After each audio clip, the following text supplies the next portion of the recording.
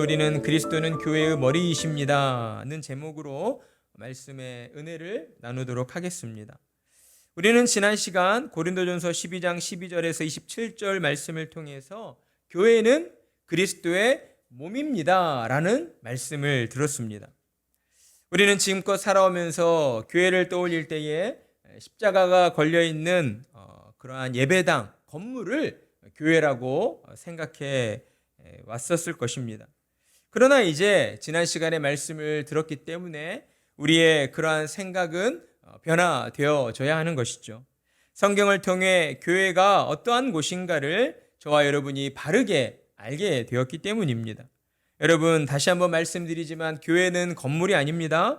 하나님의 은혜를 경험한 사람들, 예수님께서 내 영혼의 구원자이심을 믿게 된 사람들, 그래서 이 땅을 사는 동안 기쁘나 슬프나 하나님의 그 은혜에 감사하고 찬양하고 예배하면서 세상으로 나아가 예수님을 닮은 낮고 겸손한 모습으로 복음을 증거하며 사는 그 사람들이 바로 교회이다라고 하는 것입니다. 그리고 바울은 이처럼 하나님의 은혜로 거듭난 신자들, 그리스도와 한 몸을 이룬 자들을 곧 그리스도의 몸이다라고 우리에게 말씀하였습니다. 그리스도인의 정체성이 바로 여기에 있는 것입니다. 그리스도와 저와 여러분은 함께 그리스도의 한 몸을 이루게 되었다라고 하는 것이죠. 고향도 다르고 부모도 다르고 자라온 환경 모든 것이 다 다릅니다. 세상에서 말하는 그러한 혈육의 피 한 방울 섞여 있지 않는 남남이다라고 하는 것이죠. 그런데 저와 여러분이 어떻게 이렇게 주님의 한 몸을 이루게 되었는가? 하나의 공동체, 교회 안에 속한 자들이 되게 되었는가? 하나님의 은혜로 말미암아 예수님을 믿어서 하나님께서 저와 여러분을 예수님의 형제 자매로 그렇게 인정해 주시기 때문에 저와 여러분이 주님의 한 몸을 이룰 수 있게 되었다라고 하는 것입니다.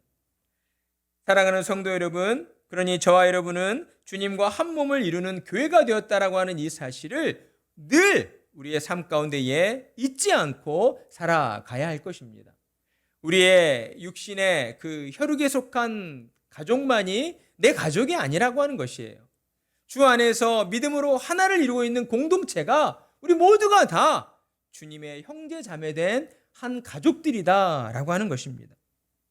그러니 이 교회가 얼마나 거룩하고 얼마나 영광스러운 곳이겠습니까?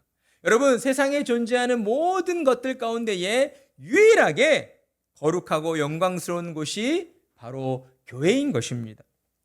지금 하나님 앞에 나와 예배드리고 있는 여러분이야말로 이 세상에서 가장 거룩하고 가장 영광스러운 주님의 몸을 이루고 있는 그러한 사람들이다, 존재들이다 라고 하는 사실입니다. 여러분, 이 사실을 믿으십니까? 아멘. 여러분, 이 사실을 믿으셔야 하는 것입니다. 여러분이 이 사실을 믿지 않으면 누가 하나님을 찾아 나올 수가 있겠습니까? 그러니 저와 여러분은 하나님의 은혜 가운데에 저와 여러분이 주님의 한 몸을 이루는 거룩하고 영광스러운 교회가 되었다라고 하는 그 기쁨의 사실을 우리의 삶 가운데에 늘 확신함으로써 우리가 담대하게 나아가야 하는 것입니다. 그리고 또한 주님이 이루게 하신 이 주님의 몸된 교회를 저와 여러분이 바르게 세워가야 한다라고 하는 것이죠. 어떻게 하면 하나님이 기뻐하시는 바른 교회를 세워갈 수가 있는 것인가? 주님이 기뻐하시는 바른 교회를 세워간다는 그 의미가 무엇인가를 우리가 먼저 생각해 볼 필요가 있습니다. 주님의 몸된 교회를 바르게 세워간다. 어떤 의미가 있을까요? 우리의 몸, 우리의 육체를 두고 생각을 해본다면 우리의 몸을 우리가 더욱 건강하게 만들어가는 것이다 라고 할 수가 있을 것입니다. 그러니까 주님의 몸된 교회가 더욱 건강하도록 만들어가는 것, 이것이 바로 하나님이 기뻐하시는 바른 교회를 세워가는 것이다 라고 하는 것이죠. 그렇다면 저와 여러분은 주님의 몸된 교회를 건강하게 이루어가도록 하기 위해서 어떤 일들을 해나가야 하는가? 주님의 몸을 이루고 있는 지체된 성도 한 사람 한 사람을 하나님이 기뻐하시는 건강한 신자로 그렇게 양육해 가야 한다라고 하는 것이죠. 따라서 교회를 바로 세운다라고 하는 것은 성도 한 사람 한 사람이 하나님의 말씀으로 온전하게 세워져 가는 것이다 라고 할 수가 있습니다. 여러분, 교회를 바로 세운다는 것이 어떤 의미라고요? 성도 한 사람 한 사람이 하나님의 말씀으로 온전하게 세워져 가는 것. 그러니까 주님의 몸을 이루고 있는 지체된 저와 여러분이 곧 교회잖아요. 저와 여러분 각자가 하나님의 말씀으로 가르침을 받고 하나님의 말씀에 합당한 자, 하나님의 뜻에 합당한 온전한 자로 그렇게 세워져 가는 것, 이것이 바로 교회가 바로 세워지는 것이고, 그러한 교회가 곧 하나님이 기뻐하시는 건강한 교회이다라고 하는 것입니다. 때문에 저와 여러분은 교회를 세운다는 그 의미 자체를 이전과 다른 바른 생각으로 이렇게 변화시켜야 하는 것이죠. 교회를 세운다라고 하는 것은 우리 눈에 보여지는 이 예배당을 세우고 교회 건물을 짓고 이런 의미가 아니다라고 하는 것이에요. 여러분, 그러면 중세 당시에 로마의 핍박을 받던 그 시대에 예배당이 없었거든요. 예배당이 없는 예배당이 없었다라고 한다면 교회가 없었던 것입니까? 그렇지 않잖아요. 교회가 예배당이 없는 가운데에서도 예수님을 구주로 믿는 자들이 그 지하 땅굴에 모여서 땅을 파고 찬양하고 하는 예배하는 소리가 다른 사람들에게 들리면 안 되니까, 그래서 이 로마나 프랑스 지역에 가면 이 카타콤이라고 하는 지하 굴이 있습니다. 실제 그리스도인들이 모여서 아무도 듣지 못하는 그런 상황을 만들어 두고 하나님을 예배하기 위해서, 예수님을 믿는다는 그 이유만 하나만으로도 핍박을 당하고 끌려가서 죽임을 당하는 그런 암담한 시대 가운데에서도 어때요? 내게 임한 하나님의 그 은혜를 부정할 수가 없기 때문에, 나를 죄악 가운데에서 구원하여 주신 그 하나님의 은혜가 내 안에서 그 감격이 차고도 넘치기 때문에 하나님을 찾아 예배할 수밖에 없다라고 하는 그 간절한 마음으로 그들은 땅굴을 파서 그 굴에 모여서 하나님을 예배했다라고 하는 것이죠. 때문에 교회를 세워간다라고 하는 것은 어떠한 예배당이나 건물을 세워간다는 의미가 될 수가 없는 것입니다. 저와 여러분이 하나님이 기뻐하시는 그러한 참된 신앙의 사람으로 변화되어져 가는 것, 그것이 바로 하나님이 기뻐하시는 교회를 세워간다라고 하는 것이죠. 자, 여러분, 저를 한번 따라해 보십시오. 예수님을 잘 믿으면 제 삶이 변화됩니다. 예수님을 잘 믿으면 제 삶이 변화됩니다. 제 삶이 변하면 내 주변의 사람도 변화됩니다. 제 삶이 변하면 내 주변의 사람도 변화됩니다. 그렇습니다. 주님의 몸을 이루고 있는 저와 여러분 성도 한 사람 한 사람이 이 땅 가운데에서 예수님을 잘 믿고 순종하며 살아가게 될 때에 첫째 어떤 변화가 찾아옵니까? 저와 여러분의 삶이 변화하게 되는 그런 놀라운 일이 찾아오게 되는 것이죠. 이전에 가졌던 세상적인 가치관들이 하나님이 주시는 가치관으로 변화하게 되는 거예요. 세상의 성만을 쫓으려 했던 우리의 그 삶이 하나님의 영광을 추구하는 삶으로 그렇게 변화하게 된다라고 하는 것입니다. 누가 시켜서요? 아니요. 하나님의 은혜가 우리 가운데 임하면은 나도 모르는 사이에 자연스럽게 하나님이 기뻐하시는 일들을 추구하게 되어 있다라고 하는 것입니다. 우리의 가치관이 변화하니까 어때요? 우리의 말과 행동의 변화가 자연스럽게 이루어지는 거예요. 하나님의 영광을 추구하는 가치관으로 나의 생각이 변화하니까 내가 세상에 나아가서 이전에는 그냥 내 감정대로 그 상황에 따라서 아무렇게나 말하고 행동했던 그런 나의 모습이었는데 이제는 조심하게 되는 것이죠. 사람들 앞에서 내 말을 좀 조심하고 내 행동을 조심하고 설마 나로 인해서 하나님의 영광을 가리우는 일이 생겨서는 안 될 텐데라고 하는 그런 어떤 거룩한 두려움을 가지고 살아가게 된다라고 하는 것입니다. 여러분, 이런 변화가 우리의 삶을 통하여 일어나게 되면 어때요? 그런 삶의 변화를 우리 주변에 있는 사람들이 알까요, 모를까요? 당연히 알 수밖에 없는 것이죠. 여러분, 그리스도인이라고 하는 이 말이 왜 생겨났습니까? 로마 당시에 핍박을 당하는 그 상황 속에서도 뭔가 다른 모습으로 살아가고 있는 그들의 그 모습이 보여지니까 저 사람들은 그리스도인들, 부정적인 의미였어요. 요즘에 약간 그런 부정적인 의미로 너무 어떤 극단적인 사람들을 무슨 주의자들 막 이렇게 부르는 것처럼 당시에도 그런 의미를 담아서 그리스도인들이라는 부정적인 의미로 불렸었는데, 그것이 오늘날 예수님을 믿고 따르는 자들을 그러한 지칭하는 그러한 표현이 되었다라고 하는 것이죠. 우리가 하나님이 주시는 가치관으로 변화하면 우리의 말과 행동이 변화하고 우리의 삶의 모습들이 변화하게 되어 있는 거예요. 그러한 변화된 모습을 통하여 자연스럽게 어때요? 우리를 통하여 하나님의 사랑과 또 어떤 주님을 닮은 그런 성품들이 우리 주변에 있는 사람들로 하여금 흘러가게 되는 것이죠. 그러한 모습들을 보면서 저 사람이 예전에는 저러지 않았는데 저 사람에게 어떤 일이 있었을까? 이런 어떤 궁금증을 가지게 되고, 우리의 그러한 변화된 모습들을 보면서 하나님을 알지 못하던 사람들도 하나님에 대하여 호기심을 갖고 교회에 대하여 호기심을 갖고 주님을 찾아 나오는 그러한 놀라운 은혜가 이루어지게 된다라고 하는 것입니다. 우리 안에 주신 그 복음은 세상 사람들이 가장 두려워하는 그러한 사망의 권세를 이기는 그러한 하나님의 능력으로 역사되어지기 때문이다라고 하는 것이죠. 그러나 여러분, 그렇다고 하여서 우리가 이미 온전해졌다라고 할 수는 없습니다. 우리의 삶은 여전히 죄로 부패한 본성을 가지고 있기 때문에 세상의 삶 가운데에서 죄의 유혹에 흔들리는 그러한 삶으로 우리가 살아갈 수밖에 없다는 것이에요.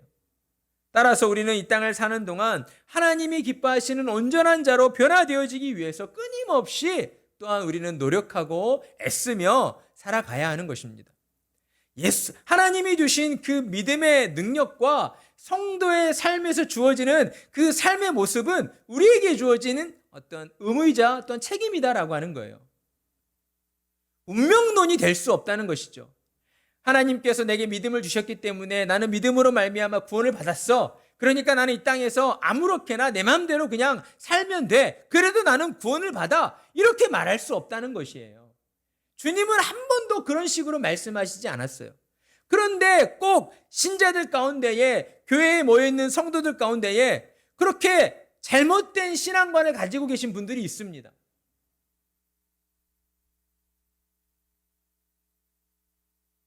여러분, 그러한 잘못된 신앙관은 결국 자신을 멸망의 구렁텅이로 끌어들이게 될 것이고, 그러한 잘못된 신앙관으로 인하여 자기 주변에 있는 다른 사람들도 하나님을 바로 알지 못하는, 하나님이 계신 천국을 향해 나아가지 못하도록 만드는 그러한 어리석은 결과를 낳고 말게 되는 것입니다. 때문에 저와 여러분은 늘 우리 자신의 신앙의 상태를 돌아보면서 점검해 보는 그러한 시간들을 가져야 하는 것이죠. 저와 여러분이 건강하게 살다가도 때로 감기에 걸려서 몸이 아프면 병원을 찾아가고 또 약 처방받고 의사로부터 진찰을 받게 되는 것처럼, 저와 여러분도 때때로 늘 우리의 영혼의 주치의가 되어주시는 하나님 앞으로 나아가야 한다라고 하는 것이죠. 하나님 앞으로 나아간다는 것은 곧 어떤 의미입니까? 하나님의 말씀 앞으로 나아가야 한다라는 의미인 것이에요. 하나님의 말씀 앞으로 나아가 하나님의 말씀을 들음으로 우리의 영혼의 상태를 돌아보아야 하는 것이죠. 내가 지금 어디 아픈 데는 없는지, 내가 지금 무언가 좀 잘못된 부분은 없는지 하나님의 말씀으로 우리 자신을 진찰해보고 우리가 돌아보아야 한다라고 하는 것입니다. 그것이 때로 우리 스스로를 또 힘들게 하고 고통스럽게 할 수도 있습니다. 하나님 앞에 나아가 우리 자신의 어떤 연약한 부분들, 우리 자신만이 알고 있잖아요. 우리 자신만이 알고 있는 그러한 나의 어떤 흠결, 나의 어떤 부족한 부분들을 하나님 앞에 고백하고 하나님 앞에 인정하고 하나님 앞에 죄 용서의 은혜를 구한다는 것은 때때로 우리를 고통스럽게 하기도 하고 우리의 마음을 어렵게 만들기도 합니다. 그러나 여러분, 그러한 고통과 어려움의 시간들을 통과했을 때에 저와 여러분은 더욱 하나님이 기뻐하시는 온전한 자로 흔들림 없는 믿음의 사람들로 세워져 가게 된다라고 하는 것입니다. 오늘 이 시간 우리에게 들려주시는 하나님의 말씀을 통하여 우리의 그 연약한 모습들을 하나님 앞에 진실하게 고백드리고 하나님의 치료해 주시는 그 은혜와 은총이 우리에게 충만해지기를 간절한 마음으로 축복합니다.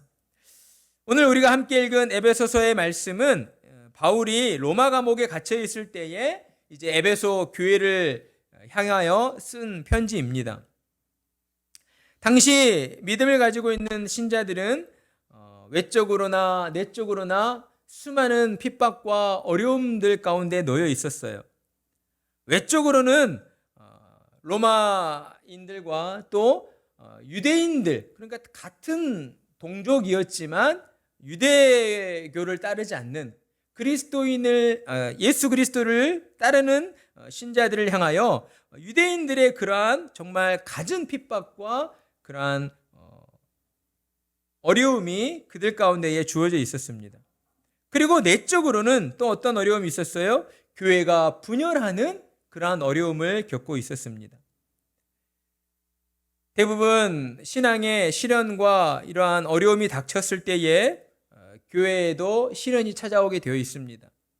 하나님을 신앙하는 그러한 참된 신앙을 고백하던 신앙의 공동체였지만 세상 가운데에 주어지는 고난과 어려움들 속에서 정말 어떤 육신에 감당할 수 없는 시련이 찾아오게 되었을 때에 우리의 신앙 또한 흔들리게 되는 그러한 어려움이 찾아온다라고 하는 것이죠. 우리가 함께 읽은 에베소 교회가 지금 그러한 상황에 놓여 있었습니다. 그래서 사도 바울은 외적으로나 내적으로 그렇게 고통받고 있는, 아파하고 있는 에베소 교회 성도들을 향하여서 너희 안에 하나님이 감추이신 비밀이 숨겨져 있다라고 그들에게 이야기를 하고 있는 것이죠. 그 비밀은 그리스도 안에서 이방인이나 유대인이나 우리 모두가 주님의 한 몸을 이루고 있다라고 하는 그런 놀라운 사실이었습니다. 우리가 함께 읽은 에베소서 1장 15절 23절의 말씀은 교회가 가지고 있는 거룩함과 영광스러움을 하나님 앞에 기도하는 기도의 내용을 통해서 에베소 교회 성도들에게 가르쳐 주고 있는 내용입니다. 첫 번째 기도의 내용은 무엇입니까? 바울은 먼저 첫 번째로 에베소 교회 성도들로 향하여 감사하기를 그치지 않았다라고 그렇게 고백을 하고 있습니다. 15절, 16절 말씀 우리 찾아서 함께 읽어보겠습니다. 시작. 이로 말미암아 주 예수 안에서 너희 믿음과 모든 성도를 향한 사랑을 나도 듣고 내가 기도할 때에 기억하며 너희로 말미암아 감사하기를 그치지 아니하고. 아멘. 서두에 말씀드렸던 것처럼 당시 에베소 교회의 상황은 그리 좋은 상황이 아니었습니다. 외적으로는 핍박을 당하고 있었고 내적으로는 그러한 거짓 교사들의 그러한 유혹으로 말미암아 사탄의 관계로 말미암아 교회가 분열하는 어려움 가운데 놓여 있었습니다. 외적인 핍박과 그러나 그들은 외적인 핍박과 이와 같은 내적인 갈등 속에서도 어떻게 해서든 자신들의 믿음을 지켜내려고 노력하고 있었다라고 하는 것이에요. 어떠한 모습들로 그러한 노력이 나타났습니까? 서로가 서로를 위로하고 격려하면서 서로를 붙돋아 주는 그러한 사랑의 모습으로서 그들의 믿음이 드러나졌다라고 하는 것입니다. 바울은 이 고백을 통해서 우리에게 교회가 세상의 공동체와 본질적인 차이가 있음을 가르쳐 주고 있습니다. 그 차이는 무엇인가? 교회라고 하는 것은 곧 믿음의 공동체이다라고 하는 것이죠. 교회 공동체의 그 근간을 이루고 있는 것이 바로 믿음이다라고 하는 것입니다. 세상의 공동체는 좋은 일이 있을 때에는 서로 기뻐해주고 서로 격려해주고 또 서로를 품어줄 수 있습니다.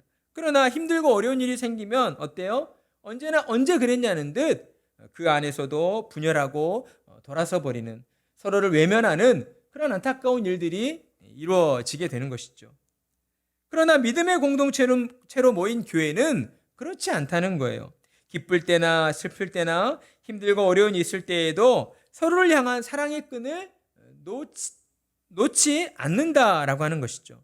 무엇 때문에 그럴 수 있는 것입니까? 바로 믿음 때문이다라고 하는 거예요.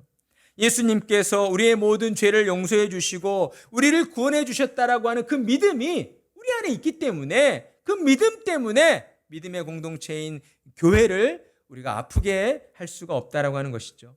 예수님의 십자가의 공로로 저와 여러분이 하나님의 나라 천국 백성이 되었다는 이 믿음의 확신이 있기 때문에 우리 곁에 있는 형제 자매들을 우리가 슬프고 어려운 일이 있을 때에 더 안아주고 더 품어줄 수가 있다라고 하는 것입니다. 그리고 또한 우리 안에 어떠한 믿음이 있습니까? 예수 그리스도로 말미암아 우리도 육신의 죽음으로써 우리의 삶이 끝이 나는 것이 아니라 그 죽음 이후에 부활하여서 영원한 생명을 누리게 되는 그러한 영생의 삶이 우리에게 주어졌다라고 하는 그러한 믿음의 확신이 우리 안에 있기 때문이다라고 하는 것입니다. 이 믿음 때문에 교회 공동체는 기쁜 일이나 슬픈 일이나 고난이나 어려움이 있을 때에도 서로를 향한 사랑의 끈을 놓지 않고 서로를 끝까지 품어주고 안아주고 또 위로해주고 격려해주면서 우리가 함께 힘을 내어 하나님 나라를 향하여 나아갈 수가 있다라고 하는 것입니다. 그리고 이어서 바울은 에베소 교회의 성도들을 생각하며 감사하기를 그치지 않았던 그 믿음이 이제 성도들에게 어떻게 주어지게 되었는가를 설명해 주고 있습니다. 그것은 무엇입니까? 저와 여러분은 어떻게 예수님을 구주로 믿게 되었습니까? 하나님의 영, 곧 지혜와 계시의 영이신 성령님을 통하여서 예수님을 믿게 되었다라고 하는 것입니다. 그리고 그 믿음을 통한 성령님의 역사하심으로 저와 여러분은 하나님을 온전히 알게 되었다라고 하는 것이죠. 제가 목사 이제 강도사 고시를 시험을 볼 때에 이제 면접을 봅니다. 그래서 면접을 볼 때에 여러 가지 질문을 하시는데 목사님들 몇 분이 질문을 합니다. 앞으로 이제 목사가 되어야 할 사람이니까 성경적인 바른 그러한 진리를 알고 있고 또 성경적인 그러한 바른 가치관을 가지고 있는가 이런 것들을 물어보는 자리이죠. 어떤 목사님이 이러한 질문을 제게 하였습니다.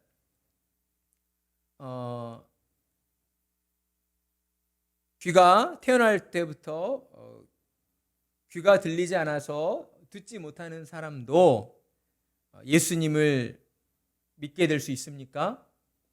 여러분은 어떻게 생각하십니까? 예수님을 믿게 될 수 있습니까? 이제 막 태어난 갓난아기도 예수님을 믿는다라고 그렇게 우리가 이야기할 수 있을까요? 있다라고 하는 것이죠. 왜 그렇습니까? 어떻게 그 일들이 가능합니까? 분명히 성경에서는 예수 그리스도의 말씀을 들음으로 말미암아 믿음은 들음으로 말미암아 난다라고 말씀하고 계시는데 듣지 못하는 사람이 어떻게 예수님을 믿게 될 수 있는가? 바로 그 믿음을 주시는 분이 누구 때문이라고요? 성령님 때문이기 때문이다라는 것이죠. 우리 눈에 보이시진 않지만 하나님의 진리의 영이시고 지혜와 계시의 영이신 성령님께서 우리의 영혼을 통하여 역사하여 주실 때에 우리가 예수님을 마음으로 믿게 된다. 그것 때문에 하나님의 말씀, 주님의 말씀을 듣지 못하였다 할지라도 예수님을 믿게 되는 그런 놀라운 일들이 일어나게 된다라고 하는 것입니다. 하나님은 저와 여러분을 성령의 역사하심을 통하여 또한 우리에게 믿음을 주셨고 그 믿음으로 말미암아 하나님을 알게 하시고 이 땅을 사는 동안 하나님이 우리에게 약속하여 주신 그 천국의 기업이 얼마나 크고도 놀라운 것인가를 날마다 깨달아 알며 살아가도록 우리에게 은혜를 베풀어 주신다라고 하는 것입니다. 하나님과 원수되었던 죄인이었음에도 불구하고 하나님은 오직 하나님의 은혜로 말미암아 저와 여러분을 성령의 역사하심을 통하여 구원해 주셨습니다. 그러니 저와 여러분은 이 땅을 사는 동안 언제 어디서나 이 사실을 우리가 기억하며 살아가야 하는 것이죠. 그리고 우리를 죄악에서 구원하여 주신 하나님의 은혜에 감사하고 날마다 하나님을 찬양하는 그런 믿음의 사람들이 되어야 하겠습니다. 그리고 마지막으로 바울은 우리를 죄에서 구원하여 주신 하나님의 지극히 크신 그 능력이 예수 그리스도 안에서 역사되어졌다라고 고백을 하였습니다. 하나님의 모든 통치와 권세와 능력과 주권이 예수 그리스도께 주어졌고 세상 만물을 예수님의 발 아래에 복종하게 하셨다라고 고백을 하고 있는 것이죠. 만물 위에 교회를 세우시고 예수님을 교회의 머리로 삼으셨다라고 우리에게 이야기를 하였습니다. 사도 바울이 에베소서를 통해 전하려 하는 그런 핵심 교훈이 바로 여기에 있는 것이죠. 예수 그리스도께서 교회의 머리가 되신다라고 하는 것입니다. 그리고 23절의 고백처럼 교회는 예수 그리스도의 또한 몸이 되어 주시는 것입니다. 그러니 교회는 세상 모든 것 가운데에 가장 거룩하고 가장 영광스러운 곳이 되어지는 것이에요. 23절의 말씀에서처럼 교회는 그의 몸이니 만물 위에서 만물을 충만하게 하시는 이의 충만함이니라.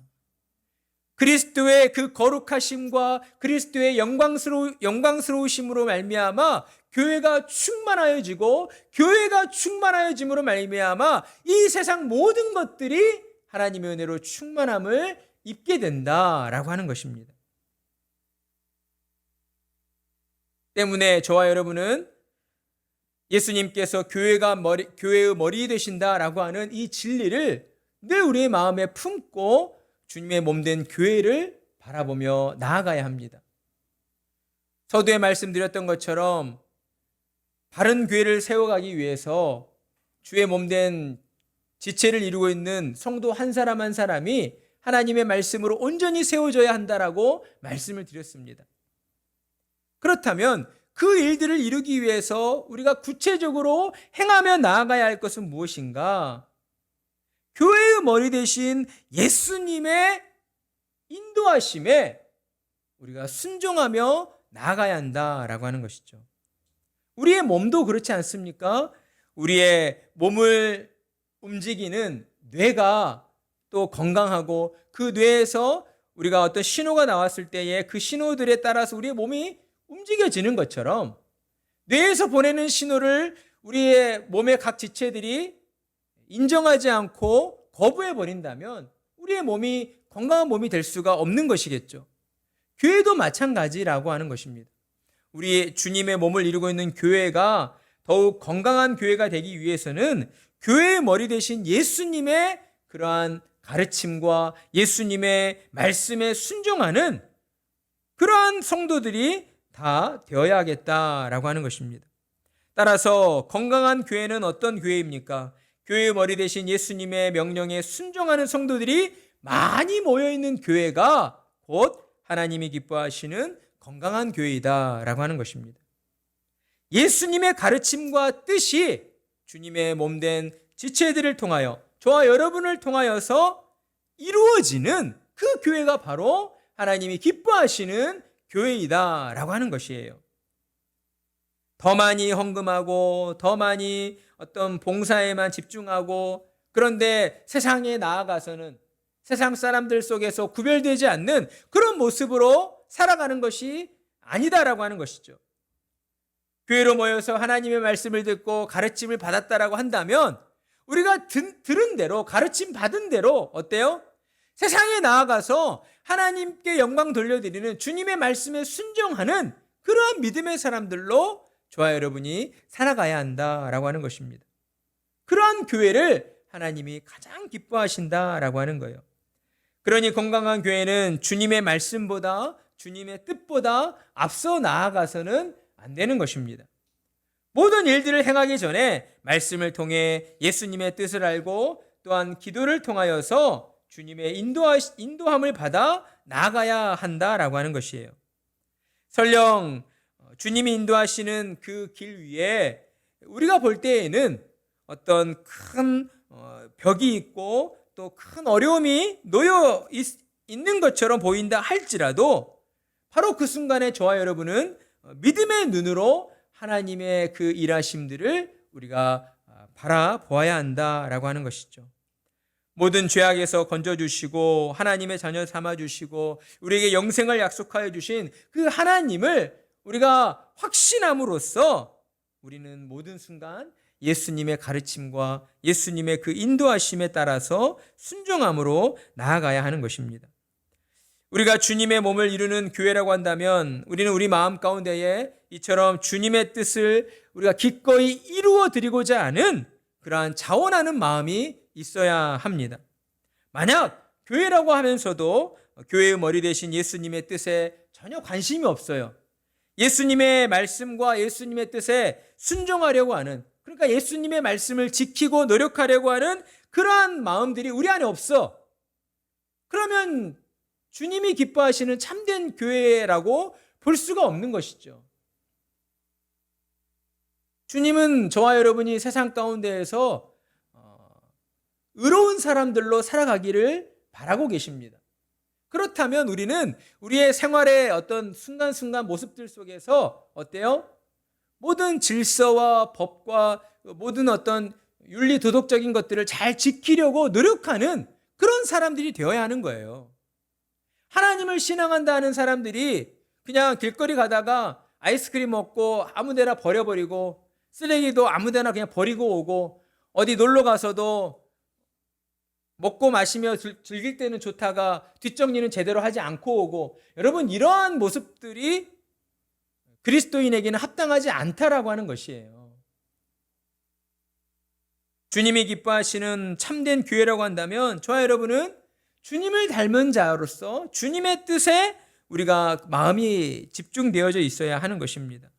주님의 뜻이 나를 통하여 이루어지기를 바라는 간절한 마음을 가지고 우리의 삶을 더욱 선하고 의롭게 살아가도록 애쓰고 노력해야 한다라고 하는 거예요. 따라서 저와 여러분은 어떤 교회가 되어야 합니까? 규모가 작다 할지라도 저와 여러분은 예수님의 뜻에 온전히 순종함으로써 하나님의 기쁘신 뜻이 이루어지는 그러한 교회가 되어야 한다라고 하는 것입니다. 교회의 머리 대신 주님의 말씀을 잘 듣고 주님의 뜻에 따라 한 걸음 한 걸음 나아가는 그런 교회가 되어야 한다라고 하는 것이죠. 그런데 여기에 함정이 놓여 있을 때가 참 많이 있습니다. 주님의 뜻에 순종하려는 마음은 있지만 우리가 여러 가지 바쁜 일로 인하여서 세상적인 이유들로 인하여서 하나님의 말씀, 주님의 말씀에 온전히 순종하지 못할 때에 주님께서도 나의 이 바쁜 상황들을 다 이해해 주실 거야 라고 하는 함정입니다. 그리고 또 하나의 함정은 순종의 기준을 우리 자신이 정해놓고 내가 이 정도 지켰으면, 이 정도 순종했으면 우리 주님께서도 그냥 다 이해해 주실 거야 라고 하는 그 함정입니다. 그러나 여러분, 이 두 가지의 함정은 결코 주님의 뜻에 온전히 순종하는 그러한 순종이 될 수가 없다라고 하는 것이죠. 우리는 명심해야 합니다. 하나님의 말씀 앞에서 저와 여러분은 그 말씀을 어떻게든 지키려고 노력하는, 애쓰는 그런 사람들이 되어야 하는 거예요. 적당히 세상의 일들과 타협하면서 이 정도만 순종하면 되겠지라고 하는 그런 믿음의 자세를 가져서는 안 된다라고 하는 것이죠. 최선을 다해서 하나님이 싫어하시는 일들은 우리가 배척해야 되는 것이고, 최선을 다해서 하나님이 기뻐하시는 일들을 행하려고 노력하는 우리 모두가 되어야 한다. 그리할 때에 저와 여러분의 교회가 하나님이 기뻐하시는 교회가 될 것이고, 우리 세우는 교회가 더욱 하나님의 영광을 드러내는 주님의 교회가 되어져 가는 것이다 라고 하는 것입니다. 사랑하는 성도 여러분, 저와 여러분은 주님의 몸된 교회로 부름을 받았습니다. 그리고 또한 우리 주님께서 우리 교회의 머리가 되어주신다라고 말씀해 주셨습니다. 그렇다면 성도로 부름받은 저와 여러분은 무엇을 위해 살아야 합니까? 바로 주님의 뜻을 위하여, 하나님의 가르침과 하나님의 인도하심을 위하여 우리는 살아가야 한다라고 하는 것입니다. 하나님의 뜻에 순종하며 산다라고 하는 것은 또한 우리의 삶이 얼마나 복되고 얼마나 가치 있는 삶인가, 얼마나 거룩한 삶인가를 더 느끼고 깨닫게 해 줄 것입니다. 우리 각자의 삶 속에서 우리는 날마다 하나님의 말씀을 기억하고 주님의 뜻에 순종하는 그러한 삶으로 나아가야겠습니다. 그러기 위해서는 우리가 우리의 생활들 속에서 몇 가지 구체적인 실천들을 행해야 하는 것이겠죠. 아침에 일어났을 때에 내게 새 하루를 허락하여 주신 하나님 감사합니다. 우리 이렇게 기도드려야 하는 거예요. 아침에 일어났을 때에 그냥 일어나서 세수하고 아침에 늘 하던 대로 그냥 핸드폰 보고 이게 아니에요.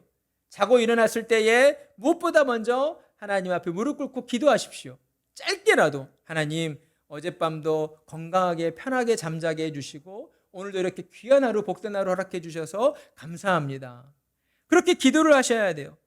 매일 하루 세 끼 밥을 먹을 때에도 하나님 일용할 양식을 주셔서 너무나 감사합니다. 여러분 세상에 나아가서 일터에서 직장 동료들과 함께 밥 먹을 때 기도하려고 하면 쭈삣쭈삣합니다. 그렇죠? 우리 친구들 학교에서 밥 먹을 때 기도합니까? 기도해야 돼요. 왜 안 해요? 하나님 앞에 일용할 양식을 주셔서 감사합니다. 친구들이 조금 나 쳐다보는 눈초리 조금 쭈삣거리고 어색할 수가 있습니다. 목사님인 저도 그래요. 저도 밖에 나가서 밥 먹을 때에 기도하려고 고개를 숙이는 순간 어색합니다. 하지만 그 어색함을 이겨내고 하나님 앞에 잠시 잠깐이라도 마음을 모아 기도할 때에 하나님께서 내게 주시는 그 위로와 평강이 임하게 된다라고 하는 거예요. 그리고 우리의 그 어색함을 만들어내는 그 모습을 통해서 하나님을 알지 못하는 사람들의 마음 가운데에도 위안감을 주게 되는 거예요. 아, 나와 다른 세상을 살아가고 있는 저 사람들이 있구나. 저 사람은 어떤 사람일까라고 하는 그런 궁금증을 주게 되는 거잖아요. 우리가 그런 모습을 보이지 않으면 하나님을 알지 못하는 불신자들이 어떻게 하나님 앞에 나아올 수 있겠습니까? 밥을 먹을 때에 꼭 기도하십시오. 하나님, 오늘도 일용할 양식을 주셔서 감사합니다. 진심을 담아서 단 2초의 시간이라 할지라도 진심을 담아서 하나님 앞에 기도할 때에 하나님께서 우리의 마음을 영혼을 어루만져 주신다. 그리고 또한 어때요? 길을 걸어갈 때에도 하나님 앞에 기도하면서 길을 걷는 거예요. 하나님, 오늘 하루도 저의 삶이 평안하기를 바랍니다. 제가 오늘 어떤 사람을 만날 때에 그 사람과의 대화와 또 그 사람과 함께하는 그 시간들이 평안할 수 있도록 하나님 지켜주십시오. 그렇게 하나님 앞에 우리가 길을 걸어갈 때에도 기도하는 거예요. 어떤 사람들을 만나게 될 때에 하나님 저 사람에게 또한 하나님의 은혜가 임하기를 소원합니다. 복음을 전할 수 있게 해주시고 예수님을 믿게 해주십시오. 이러한 짧은 기도들을 우리가 늘 삶을 통하여서 우리의 생활들 속에서 우리가 하나님 앞에 기도를 드려야 한다라고 하는 거예요. 그렇게 할 때에 저와 여러분의 삶이 어때요? 하나님의 뜻에 순종하는 삶으로 그렇게 나아가게 된다라고 하는 것이죠. 내가 무언가 지금부터 예수님을 믿는 사람이니까 무언가 큰 일을 해보겠어. 이런 어떤 각오와 결단이 아니라 작은 것 하나부터 모든 순간순간 하나님을 믿고 의지함으로 하나님 앞에 감사하며 기도하는 그러한 기도의 어떤 습관들이 우리의 삶 속에 녹아질 때에 우리의 생각과 우리의 말과 행동이 변화되어지고 또 주님의 뜻을 드러내는 그래서 주님의 몸된 교회로서 더욱 하나님께 영광 돌려드리는 그러한 교회로 저와 여러분이 나아가게 될 것이다 라고 하는 것입니다. 그러한 은혜가 우리 모두에게 충만하기를 간절한 마음으로 축복합니다.